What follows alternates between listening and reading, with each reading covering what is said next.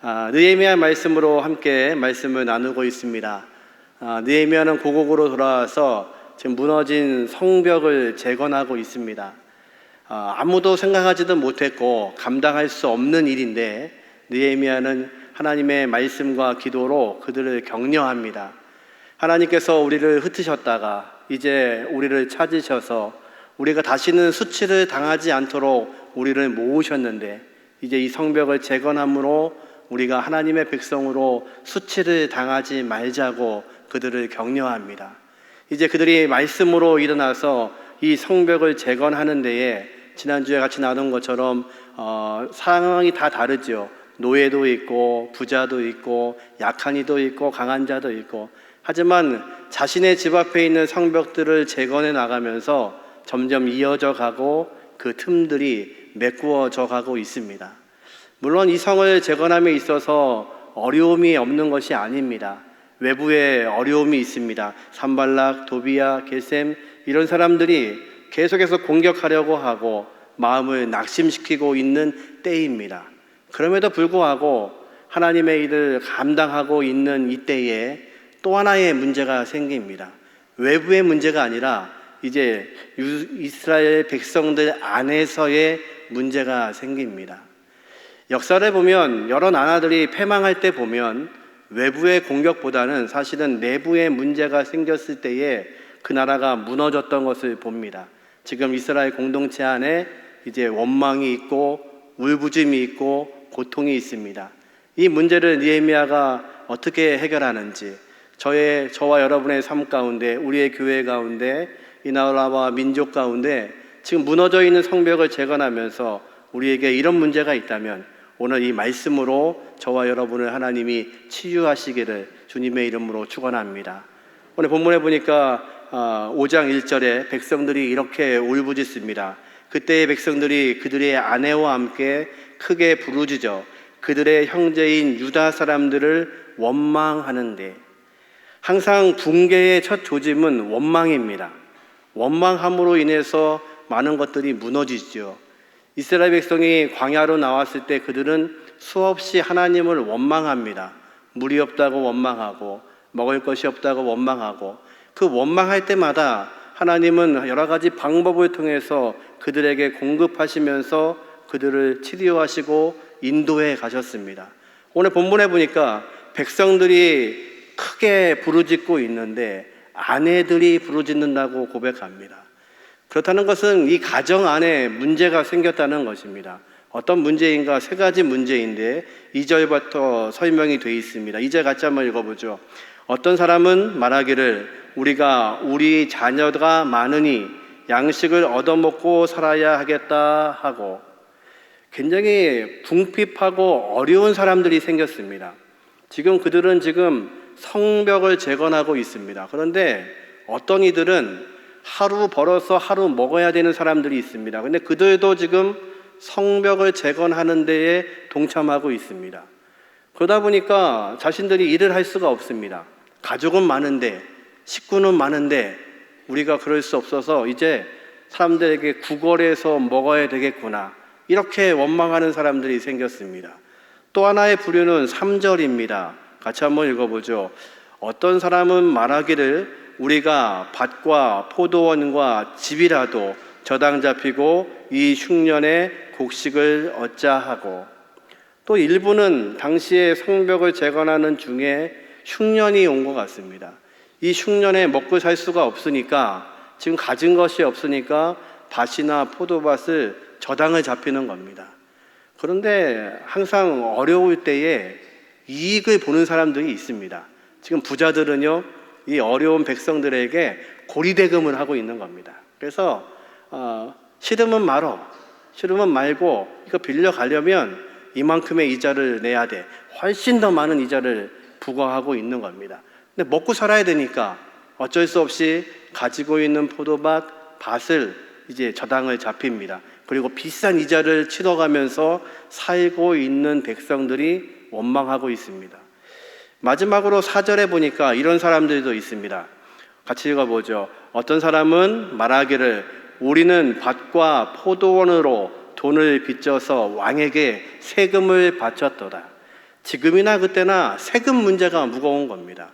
지금 페르시아도 그리고 그 전에 제국인 바벨론도 아수르도 지배하고 있는 나라들로부터 조공과 세금을 걷어들였습니다. 예수님 당시에도 이스라엘은 로마의 속국이었습니다. 그래서 세금을 징수하는 사람들이 세리였습니다. 세금을 걷는 건 당연합니다. 그런데 문제는 세리들은 죄인으로 취급하고 하나님의 성전에도 출입하지 못했습니다. 이유는 훨씬 더 많은 것들을 걷어들이는 겁니다. 백성들을 쥐어짜서 그리고 그 세금을 로마에 보내고 나머지를 자기들의 배를 채우는 데 사용했습니다. 그래서 당시도 그랬고 지금 페르시아가 점령하고 있는 지금 이스라엘도 이 세금의 문제가 백성들을 어렵게 합니다. 지금 삼중고를 겪고 있습니다. 함께 마음을 모아서 성벽을 재건하고 있는데 먹고 사는 문제, 아무것도 없는 이들이 이제 구걸해서 먹어야 될 상황, 또 내가 가지고 있는 것을 저당을 잡히고 비싼 이자를 가지고 살 수밖에 없는 사람들, 또 세금의 문제로 인해서 어려움을 당하고 있는 이 문제들이 이스라엘 공동체 안에서의 원망의 문제였습니다. 내용을 읽어보니까 우리의 모습과 너무 다르지 않습니다. 우리는 코로나라는 이 질병으로 인해서 이 길어짐에 따라서 우리의 삶의 일터가, 우리의 삶의 환경이, 우리의 가정이 무너지고 있습니다. 이 고백이 어쩌면 우리의 고백인지도 모릅니다. 한숨이 섞이고 그리고 언제 이것이 해결될지 알지 못하고 무너진 우리의 가정과 경제의 성벽들을 바라보면서 이것이 회복될 수 있을지 우리는 가슴만 치게 됩니다. 숨도 못 쉬는 상황에 우리는 살고 있습니다. 어떤 분이 그럽니다. 어떤 분한테 이렇게 말했답니다. 집사님, 요즘은 너무 힘들어서 일도 안 되고 또 가게도 적자고 아무것도 할 수 없어서 기도도 안 나와. 그리고 교회도 가기 싫어. 그렇게 얘기했답니다. 그랬더니 상대방에는 집사님이 이렇게 말씀하시더랍니다. 기도해! 기도해야지! 믿는 사람이. 예, 기도해야죠. 아마도 그 집사님은 그렇게 얘기했을 때 이런 대답을 원했을 겁니다. 다 힘들어. 어떡하니? 조금만 참자. 힘들지. 그래도 하나님이 항상 인도해 오셨잖아. 우리 기도하자. 아마 그런 답을 원했을지 모릅니다. 친구 목사가 그런 간증을 하는 걸 들었습니다. 그 교회의 젊은 자매가 주방에서 일을 하다가 불이 나서 화상을 입었습니다. 화상을 입고 병원에 입원을 해서 신방을 가는데 책을 한 권 사가고 싶어서 서점에 들렀답니다. 그때 한참 나왔던 책이 지선아 사랑해, 그 자매의 간증 아시죠? 화상 입은 자매의 간증집입니다. 그거를 사고 싶어 갔는데 워낙 인기 있을 때라 그 책이 마침 떨어졌더랍니다. 그래서 다른 책을 사가지고 갔답니다. 가서 기도해주고 그 책을 주니까 자매의 얼굴이 살짝 식더랍니다. 그러면서 묻더랍니다. 목사님, 그 책 뭐예요? 그래서 시집 하나 사왔는데 그랬더니 씩 웃더랍니다. 그래서 왜 웃어? 그랬더니 목사님이 오늘 지선아 사랑의 책 사왔으면 나는 이번 주부터 교회 안 가려고 했어요. 그러면서 보여주는데 옆에 지선아 사랑해가 6권이 쌓여있더랍니다. 아마 아는 사람들이 올 때마다 그 책을 사온 겁니다. 물론 그 마음은 알죠. 같은 처지에 있는 자매의 간증집을 읽고 힘을 얻으라는 의도였을 겁니다. 그런데 어떤 문제는 당사자에게 그것을 생각하는 것조차도 버겁고 무겁고 숨이 안 쉬어질 때가 있습니다. 때로는 우리가 지금 힘들고 어려운 상황, 지금 이스라엘 공동체가 어려워하고 있는 이 문제 가운데 그들은 숨도 쉬지 못하고 있는 때입니다. 이런 이웃들이 우리 주변에 있다면 우리는 어떻게 해야 될까요? 어떤 것이 그들에게 위로가 되고 그들에게 어떻게 하면 그들이 좀 더 숨을 쉴 수 있을까요? 이들이 이렇게 외칩니다. 5장 5절입니다. 같이 한번 읽어보죠. 우리 육체도 우리 형제의 육체와 같고 우리 자녀도 그들의 자녀와 같거늘 이제 우리 자녀를 종으로 파는도다. 우리 딸들 중에 벌써 종이 된 자가 있고 우리의 밭과 포도원이 이미 남의 것이 되었으나 우리에게는 아무런 힘이 없도다 하더라. 그들이 말합니다. 우리는 아무런 힘이 없습니다. 나나 당신이나 똑같은 유다의 공동체이고 한 가족이 아닙니까? 내 자식이나 당신 자식이나 똑같은 자식이 아닙니까? 그런데 당신의 자녀들은 잘 살고 있는데 내 자녀들은 지금 종으로 팔려가고 있습니다. 내가 가지고 있던 포도원과 밭도 이제는 내 것이 아닙니다. 이제 우리는 아무것도 할 수 없습니다. 이런 외침 가운데, 이런 원망 가운데 어떻게 이 공동체를 느헤미야는 이끌어갈 수 있을까요? 느헤미야가 이제 이 방법에 대해서 해결을 합니다. 이 해결이 저와 여러분의 이 아침에 해결책이 되기를 원합니다. 5장 6절입니다. 같이 한번 읽습니다.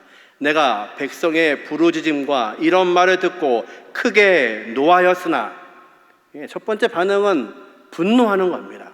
이럴 순 없지. 어떻게 이 백성이 지금 같은 마음을 가지고 입장도 다르고 환경도 다르지만 이 성벽을 재건하고 있는 이때에 누구는 그것 때문에 배를 채우고 있고 누구는 배고프면서 이 성벽을 재건하고 있다니, 이거는 있을 수 없는 일이지. 지금 분노하고 있는 겁니다. 이게 당연합니다. 이 분노가 우리에게 있어야 됩니다. 어떻게 우리가 같은 공동체인데 누구는 굶고 있고 누구는 배를 채우고 있고, 이거는 있을 수 없는 일이야. 그 다음에 9절입니다. 7절입니다. 같이 읽어보죠. 깊이 생각하고 귀족들과 민장들을 꾸짖어 그들에게 이르기를 너희가 각기 형제에게 높은 이자를 취하는도다 하고 대회를 열어 그들을 쳐서. 두 번째 반응은요, 깊이 생각합니다. 이 문제를 어떻게 해결하면 될지에 대해서 느헤미야는 기도하며 깊은 고민에 빠집니다. 저와 여러분의 삶 가운데 일어나는 이 문제 가운데, 그리고 이 이스라엘의 공동체의 문제 가운데 그는 지금 분노하고 있습니다. 그리고 이것을 이야기해야 될 부자들과 많은 민장들은 관리들입니다. 그들에게 이것을 지적하게 되면 어떤 문제가 있을까요? 사실은 이 성벽을 재건하는 데에 많은 재원은 어디에서 나오고 있냐면 이 부자들과 민장들에게서 나오고 있습니다.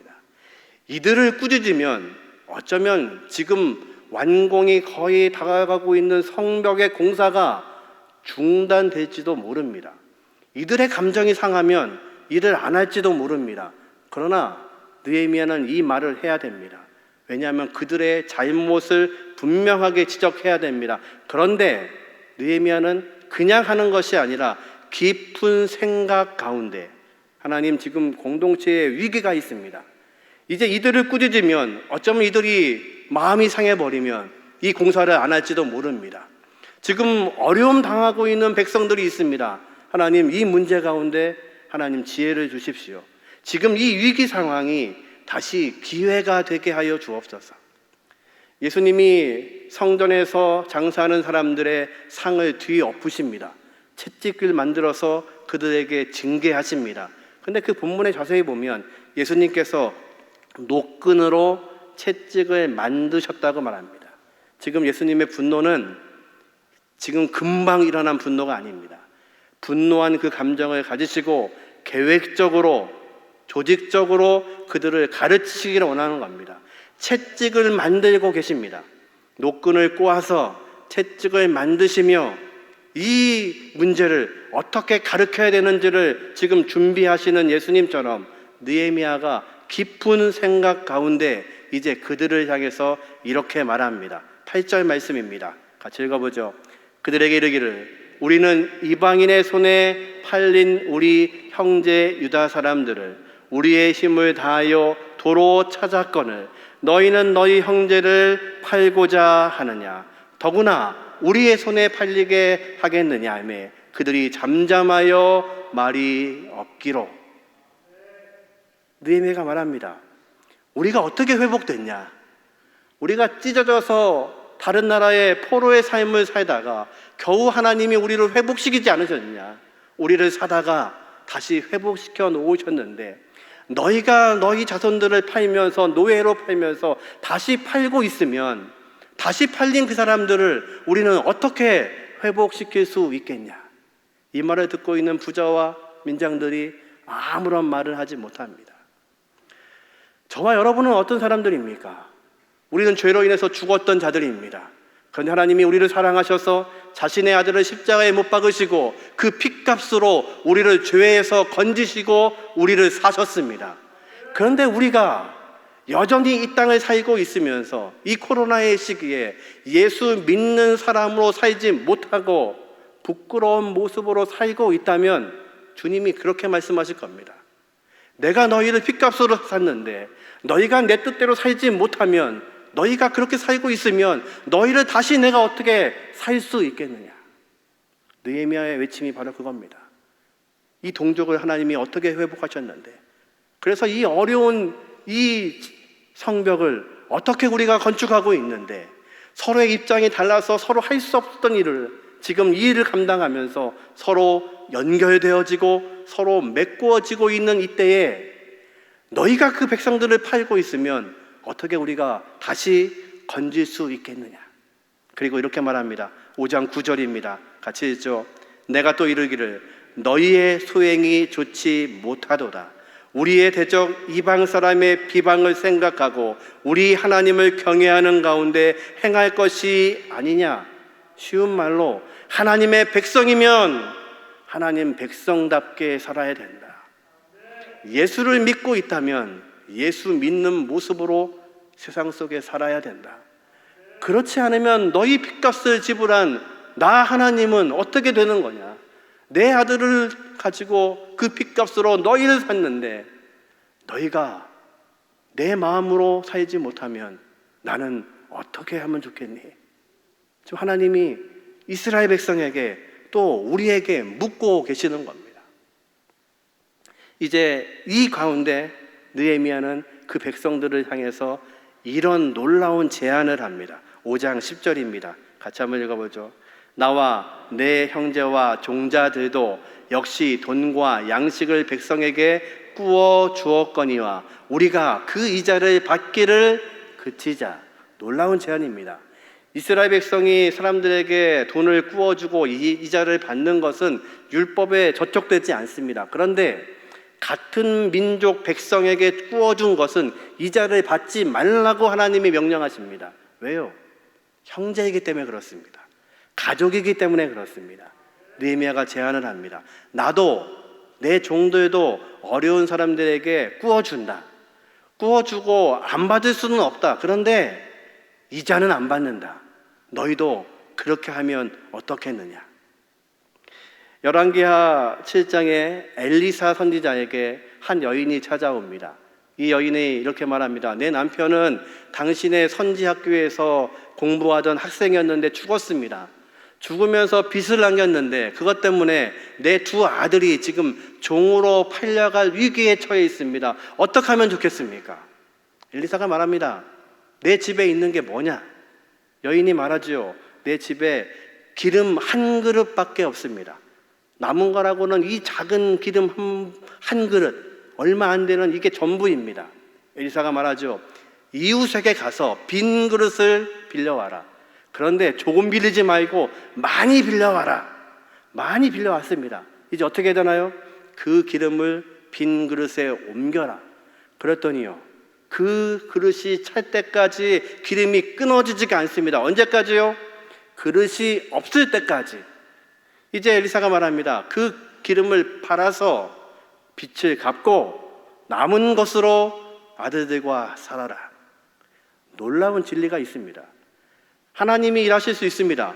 하나님이 말씀하시면 그 여인을 채우실 수 있습니다. 그런데 하나님은 그렇게 일하지 않으시고 사람들을 통해서 일하십니다. 그 여인이 그릇을 빌려옵니다. 이웃들이 그 여인에게 해줄 수 있는 게 아무것도 없습니다. 같이 어려운 처지에 뭘 도와줄 수 없습니다. 그런데 이 여인이 원하는 것은 빈 그릇 좀 있으면 빌려줘. 몇 개나 다 있는 대로 줘. 이빨 빠진 것도 그것도 줘. 그러니까 뭐 하려고? 도움이 되겠어? 아니, 주기만 해. 그리고 그 그릇에 선지자가 말한 대로 기름을 옮겨 붓습니다. 이 여인이 살 수 있었던 이유는 그릇을 빌려주는 이웃들이 있었습니다. 저와 여러분이 그것은 할 수 있지 않을까요? 이 어려운 때에 하나님의 백성으로 할 수 있는 것이 하나님이 일하시겠다고 하던 그 장소에 우리가 그릇이 되어서 빌려주는 겁니다. 이걸 채워줄 수는 없지만, 이거를 메꿔줄 수는 없지만 내가 가진 빈 그릇이라도 이웃이 되어서 빌려줄 수 있으면 그 빌려준 그릇이 이 여인과 종으로 팔려갈 두 아들의 운명을 바꾸어 놓았습니다. 그리고 이웃들이 얼마나 많이 빌려주었는지 빚을 다 갚고도 남은 것으로 그 여인과 아들들이 살 수 있게 되었습니다. 느헤미야가 그것을 제안하는 겁니다. 우리가 그냥 줄 수는 없지 않냐. 그런데 나는 말씀처럼 빌려주지만 이자는 받지 않는다. 너희도 그렇게 하면 어떻겠느냐. 이제 반응이 나오기 시작합니다. 그렇게 말한 느헤미야가 이제 11절에 이렇게 당부합니다. 같이 한번 읽어보죠. 그런즉 너희는 그들에게 오늘이라도 그들의 밭과 포도원과 감람원과 집이며 너희가 구워준 돈이나 양식이나 새 포도주나 기름의 100분의 1을 돌려보내라 하였더니, 아멘. 뭐라고 하냐면요, 오늘이라도 우리가 돌려보내자. 더 많이 받은 이자들, 지금까지 받은 이자들 돌려보내자. 그리고 이제 그거 받지 말자. 그것을 제안합니다. 근데 이 소식을 들은, 이 이야기를 들은 부자들이 어떻게 반응하냐면 12절입니다. 같이 한번 읽어볼까요? 그들이 말하기를 우리가 당신의 말씀대로 행하여 돌려보내고 그들에게서 아무것도 요구하지 아니하리이다 하기로 내가 제사장들을 불러 그들에게 그 말대로 행하겠다고 맹세하게 하고. 놀라운 일이 벌어집니다. 이 부자들이요, 이 관리들이요, 예, 그렇게 하겠습니다. 우리가 지금까지 받은 거 돌려보내겠습니다. 그리고 앞으로는 아무것도 요구하지 않겠습니다. 그런데 이것을 언제 하라고 느헤미야가 말하냐면 오늘이라도. 여러분, 은혜는 언제 받으십니까? 오늘 받으시는 겁니다.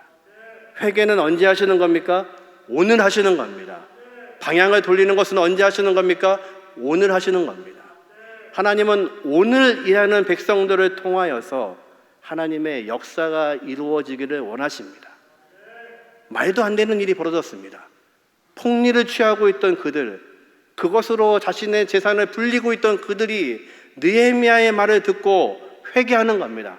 아, 잘못했구나. 이 백성들이 어떻게 돌아왔는데 다시 이 백성들을 잃어버려서는 안 되는구나. 우리가 하고 있는 이게 부끄러운 일이구나. 하나님이 기뻐하시는 일이 아니구나. 그들이 결단합니다. 예, 그렇게 하겠습니다. 느헤미야는 거기에 멈추지 않습니다. 그러면 제사장들을 부르고 제사장 앞에서 서원하자. 그 얘기는 하나님 앞에서 약속하자는 겁니다. 그리고 이렇게 말합니다. 13절입니다. 같이 한번 읽어보죠. 내가 옷자락을 털며 이르기를 이 말대로 행하지 아니하는 자는 모두 하나님이 또한 이와 같이 그 집과 산업에서 털어 버리실지니 그는 곧 이렇게 털려서 빈손이 될지로다 하매 회중들이 다 아멘하고 여호와를 찬송하고 백성들이 그 말한 대로 행하였느니라. 아멘. 놀랍지 않습니까? 느헤미야가 말합니다. 만약에 지금 약속한 대로 지키지 않으면 빈털터리가 될 거다. 하나님이 너희 가정과 집안의 모든 살림을 다 털어가실 거다. 그래도 아멘 하겠느냐? 백성들이 아멘, 그렇게 하겠습니다. 놀랍습니다. 그런데 그 뒤에 아멘 하고 여호와를 찬송하고. 왜 찬송했을까요? 이제는 이자를 못 받는데요, 배를 불릴 수가 없는데요, 어떻게 찬송이 나옵니까? 찬송은 언제 하는 걸까요? 하나님의 뜻을 안 사람들이 찬송하는 겁니다. 예배는 누가 드릴 수 있습니까? 하나님의 생각과 하나님의 방법을 아는 사람들이 예배하는 것입니다. 예배는 어떤 장소가 아니라 하나님 계신 곳, 그곳을 바라보고 온라인이든 오프라인이든 어떤 장소이든지 하나님의 생각을 바라보고 무릎 꿇는 것이 예배입니다. 이들이 안 겁니다. 하나님의 생각을 안 겁니다. 하나님이 원하시는 것이 무엇인지를 알고 있는 겁니다. 그랬더니요, 그들은요, 너희가 만약 그 약속을 지키지 않으면 또 이자를 받으면 하나님이 너희 집과 가정과 살림을 탈탈 털어갔을 거다. 그래도 아멘 하겠느냐? 아멘. 예, 그렇게 하겠습니다. 아멘. 그대로 될 줄로 믿습니다. 그리고 말합니다. 그것으로 하나님을 찬송합니다. 저와 여러분들이 찬송할 수 있는 이유는 우리가 이 어려운 시기에도 예배할 수 있는 이유는 한 가지입니다. 하나님이 저와 여러분을 통해서 무엇을 말씀하기를 원하시는지, 이 어두워진 세상 가운데 우리가 어떻게 빛으로 살고 소금으로 살 수 있는지, 코로나로 인해서 모든 것이 무너진 이때에 하나님은 무엇을 통해서, 어떤 도구를 통해서, 하나님의 백성을 통해서 어떤 일을 하기를 원하시는지, 그것을 알게 되면 우리는 어떤 장소이든 어떤 위치이든 찬송하고 예배할 수 있게 됩니다. 그래서 그때 느끼는 감정이 그겁니다. 아, 모든 게 은혜였구나. 우리가 그동안 은혜인 줄 모르고 누렸던 모든 것들, 계절이 바뀌는 것, 시간이 되면 날씨가 더워지고 시간이 되면 추워지는 것, 나무에 열매가 맺히는 것, 이 모든 것들이 우연이 아니고 은혜였구나. 그것을 알게 되는 겁니다. 이제 백성들이 이 위기 가운데 하나님은 이것을 기회로 만드셔서 이들이 말합니다. 예, 돌려보냅니다. 그리고 어떤 것도 요구하지 않습니다. 그런데 이런 일이 어떻게 벌어졌을까요? 느헤미야가 말을 한다고 해서, 기도하고 말했다고 해서 그 말을 듣고 이렇게 바뀔 수 있습니까? 이유는 있습니다. 느헤미야가 그렇게 살았습니다. 그들 앞에서 그의 모습이 정직했습니다. 오늘 본문의 5장 14절에 보니까 느헤미야가 이렇게 고백합니다. 같이 한번 읽어볼까요? 또한 유다 땅 총독으로 세움을 받을 때 곧 아닥사스 왕 제20년부터 제32년까지 12년 동안은 나와 내 형제들이 총독의 녹을 먹지 아니하였느니라. 무슨 얘기입니까? 12년 동안 1차 총독으로 있는 12년 동안 느헤미야는 당연히 받아야 될 페르시아의 녹, 월급을 받지 않았습니다. 그 월급이 얼마냐면요, 평소에 그가 받아야 될 것이 어떤 거냐면 그가 먹는 양식과 포도주, 은 40세겔. 이것은 누구에게 받는 거냐면 백성들이 세금을 거둘 때 착취해야 되는 겁니다. 그러니까 느헤미야는 말합니다. 전에 왔던 총독들은 백성들에게서 이것을 빼앗았지만 나와 내 종들은 그렇게 하지 않았다는 거예요. 다른 총독의 종들은 하는 일이 뭐냐면 백성들을 쥐어짜서 세금을 더 많이 걷어들이고 그 중에 총독의 몫을 챙기고 또 그 중에 내 몫을 챙기는 게 일이었습니다. 그런데 느헤미야는 그렇게 하지 않았습니다. 그것을 거두지 않습니다. 왜요? 백성들을 위해서, 그들과 함께 성벽을 재건하기 위해서, 함께 마음을 모으기 위해서, 하나님의 생각이 무엇인지를 나누기 위해서 그렇게 하지 않았습니다. 그래서 그 느헤미야의 종들은 어떤 일을 했냐면 백성들과 함께 성벽 재건하는 일을 했다고 말합니다. 세금 안 걷고 성벽 짓는 일에 같이 일을 합니다. 그리고 느헤미야는 말합니다. 하루에 나와 함께 음식을 나누는 사람들이, 외국에서 손님이 오고 함께 할 관리들을 먹이는 것이 150명이나 내 식탁에서 밥을 먹어야 되는데 그 식탁에 소용되는 내용들이 이렇습니다. 소 1마리, 양 6마리, 여러 마리의 닭, 하루분 식사가 그렇습니다. 열흘에 한 번씩 각종 포도주를 준비해야 됩니다. 그런데 이 모든 비용도 느헤미야는 세금으로 징수하지 않고 자신이 감당합니다. 왜요? 하나님의 일을 감당하기 위해서, 이 약해져 있는 이 백성들을 돕기 위해서, 그들과 함께 성벽이 지어지기를 원해서 그는 그렇게 하고 있습니다. 그리고 이 5장의 마지막 절에 그는 이런 고백으로 5장을 끝냅니다. 19절입니다. 같이 한번 읽어보죠. 내 하나님이여, 내가 이 백성을 위하여 행한 모든 일을 기억하사 내게 은혜를 베푸시옵소서. 아멘. 이 모든 것을 하고 있는 것을 누가 아십니까? 하나님이 기억하고 계십니다. 느헤미야는 그거면 족한 겁니다. 내가 이 백성을 하고 있는 모든 것들을 하나님이 아십니다. 저와 여러분이 이 성전을 위해서, 하나님의 교회를 위해서, 나라와 민족을 위해서, 교회를 위해서 얼마나 애쓰고 수고하신 것을 하나님이 아십니다. 하나님이 기억하고 계십니다. 하나님이 기억하심으로 우리를 사용하고 계십니다. 이 어려운 때에 느헤미야는 이 성벽을 재건하며 하나님의 은혜를 구합니다. 하나님, 내가 이 백성들을 위해서 했던 모든 수고를 하나님이 기억하시면 됩니다. 하나님이 기억하신다면 이제 저를 더 은혜를 베풀어 주옵소서. 그래서 이들 가운데 이것을 잘 감당할 수 있는 지혜를 허락하여 주옵소서. 이 느헤미야의 기도가 저와 여러분의 기도가 되기를 주님의 이름으로 축원합니다. 우리는 어려운 시대에 성벽이 무너진 시대에 살고 있습니다. 가정의 성벽, 삶의 성벽, 교회의 성벽, 나라와 민족의 성벽이 무너집니다. 하지만 무너진 성벽을 재건하기 위해서 하나님은 저와 여러분을 사용하십니다. 그러기에 그것을 위해서 하고 있는 모든 수고를 하나님이 기억하십니다. 그러기에 그 하나님이 우리에게 은혜를 허락해 주실 것을 믿으시기를 주님의 이름으로 축원합니다. 말씀을 정리합니다. 느헤미야는 이 위기의 순간에, 백성들의 원망이 일어나는 이 순간에 무엇을 해야 될지를 알고 세 가지 일을 확인합니다. 첫 번째, 원망의 원인을 찾았습니다.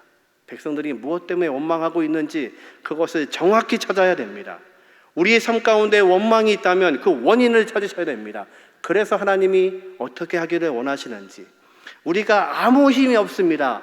이렇게 도와야 될 백성들을 어떻게 도와야 되는지 그 원망의 원인을 찾으셔야 됩니다. 두 번째는 깊이 생각하십시오.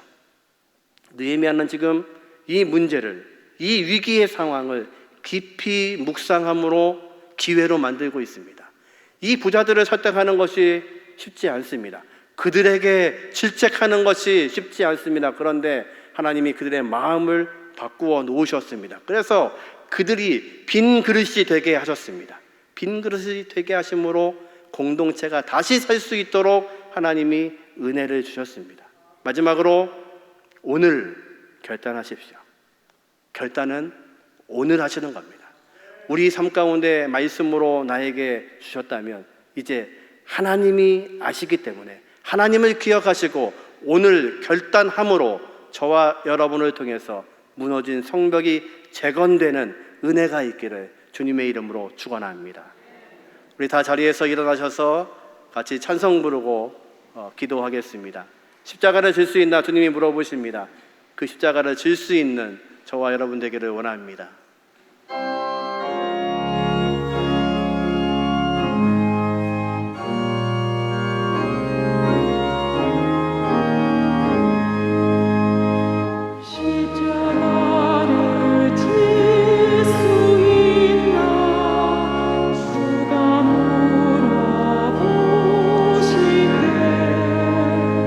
주기까지 따르리